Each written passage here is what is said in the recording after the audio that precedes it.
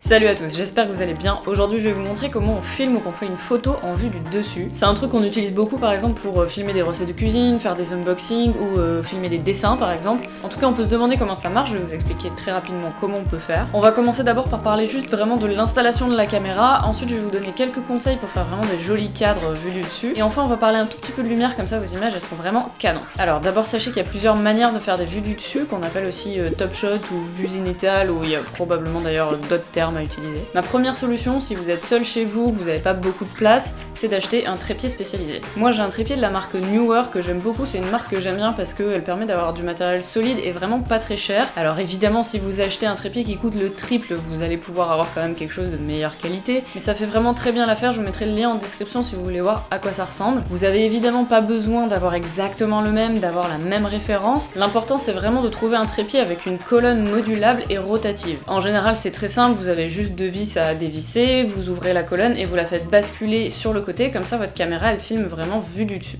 Et d'ailleurs si vous avez déjà un trépied classique, vous avez peut-être remarqué en essayant de faire une vue du dessus que c'était très compliqué. En général ça permet juste de modifier la hauteur et un petit peu l'angle de la caméra, c'est fait pour ça. Et si vous essayez de faire une vue du dessus, vous allez avoir soit un problème de perspective parce que vous n'êtes pas vraiment en face de votre plan de travail, ou alors vous allez voir les pieds sur les côtés, sauf si vous zoomez vraiment à fond, mais c'est pas l'idéal, on est d'accord. Donc avec ce type de trépied modulable, vous pouvez avoir la colonne du coup qui se décale et avoir une vraie vue du dessus, être vraiment en face du plan de travail. Attention juste parce qu'avec certains trépieds il faut rajouter du poids à l'arrière pour pas que le trépied bascule et votre caméra avec. Et évidemment faites très attention quand vous achetez un trépied au poids maximum que peut supporter ce trépied. Faites bien le calcul avec la caméra plus la lentille parce que si jamais ça bascule vous allez taper directement sur l'objectif.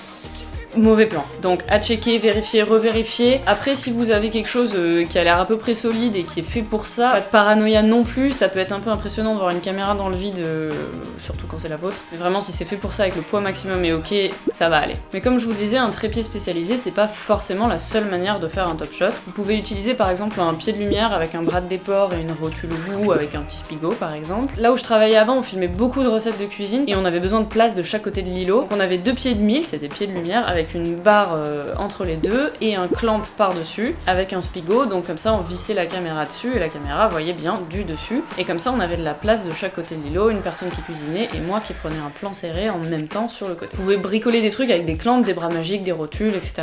C'est pas des choses hyper courantes qu'on a forcément chez soi, donc je vais pas m'attarder forcément dessus, mais sachez que c'est possible. Ok, donc maintenant vous savez le principal, vous savez vraiment comment ça se passe, comment on peut faire un top shot, mais maintenant comment on rend ça joli. Premier conseil, faites attention à ce que votre caméra ou votre appareil photo soit bien parallèle au plan de travail, et il faut qu'il soit bien parallèle dans les deux axes, parce que si jamais il part un peu vers l'avant ou vers l'arrière, vous verrez que les perspectives sont déformées, et si jamais il est un petit peu tourné sur la droite ou la gauche, vous allez aussi avoir des perspectives assez moches, ça sera jamais aussi joli qu'un plan bien symétrique, bien calé, bien au-dessus et bien en face de votre plan de travail. Un autre truc sympa à faire, c'est d'habiller votre cadre. Vous pouvez mettre des objets par exemple sur les coins ou sur les bords de l'image, vous pouvez créer une scène, que ce soit un bureau, un plan de travail de cuisine par exemple, ça peut vraiment aider qu'il y ait d'autres objets qui soient un peu en rapport avec ce que vous êtes en train de filmer ou de photographier. Ça apporte du contexte et ça peut vraiment faire quelque chose de joli. Essayez avec des objets de taille différente, ça peut apporter du volume parce que sinon une vue du dessus ça peut rapidement être un peu plat. Faites quand même attention parce que les objets trop grands comme une bouteille par exemple c'est très très moche vu du dessus, on comprend pas du tout ce que c'est et donc vous allez avoir besoin souvent de mettre des objets à plat. Essayez différentes choses, vous verrez ça peut vraiment aider votre cadre. En termes de lumière, si jamais vous avez un spot, une lumière qui est utilisable et modulable, vous verrez que selon où vous la placez ça peut être assez moche. En fait quand vous mettez une lumière trop basse par rapport à une vue du dessus, vous allez avoir des ombres portées hyper longues et vachement distrayantes. En plus quand vous bougez les mains ça a tendance à se voir beaucoup, alors après ça peut être un look recherché mais c'est quand même assez rare. Donc pour contrer ça, vous allez avoir besoin de mettre votre lumière vraiment le plus haut possible, quitte à ce qu'elle soit vraiment au-dessus de vos mains, parce que vous allez voir que les ombres portées vont être vraiment sous vos mains en fait, et du coup elles vont pas apparaître à l'image. Et vous allez surtout avoir besoin d'avoir une lumière la plus diffuse possible. Donc pour ça vous allez devoir mettre des diffuseurs directement sur votre lumière, ou alors la faire taper assez fort dans un réflecteur, comme ça vous avez vraiment une lumière d'ambiance diffuse qui fait des ombres pas trop marquées et moins distrayantes. Si vous avez des questions ou des remarques comme d'habitude, vous pouvez laisser un petit commentaire. N'oubliez pas de mettre un petit j'aime avant de partir, et vous pouvez aussi vous abonner et activer les notifications si vous voulez voir d'autres vidéos dans ce genre là. Nous on se retrouve très vite pour la prochaine.